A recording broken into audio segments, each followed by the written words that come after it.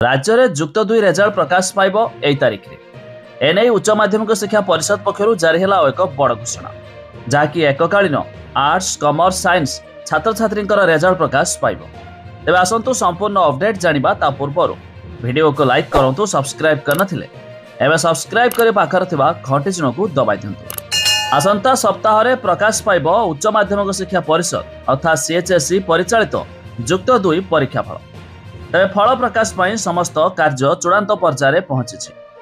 तेज आसंता 15 रे फल प्रकाश नहीं लक्ष्य रखा जाइथिया बेले एथिरे सामान्य विलंब होई पारे। एककालीन भावे समस्त स्ट्रीमिंग रेजल्ट प्रकाश पाइब। सेहीपरि आसंता 7 रु 8 दिन मध्य रेजल्ट प्रकाश कराजियो बोली सीएचएसई पक्षरु सूचना मिली। यह छड़ा केंद्रीय और माध्यमिक शिक्षा बोर्ड अर्थात सीबीएसई परिचालित 10वीं और द्वादश श्रेणी परीक्षा फल मध्य आसंता सप्ताह रे प्रकाश पाइबार संभावना रही। तेबे जातीय गणमाध्यम सूचना अनुसार आसंता सप्ताह ही रेजल्ट प्रकाश पाइब।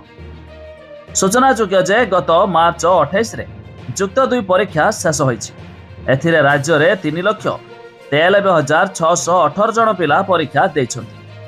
तेबे एप्रिल 2 तारिख रु खाता देखा आरंभ होइथिला। 2टी पर्यायर खाता देखा होईछि। तेबे आसंता 7 रु 8 दिन मध्य रेजल्ट प्रकाश पाइब बोली विशेष सूत्ररु सूचना जना पड़िछि।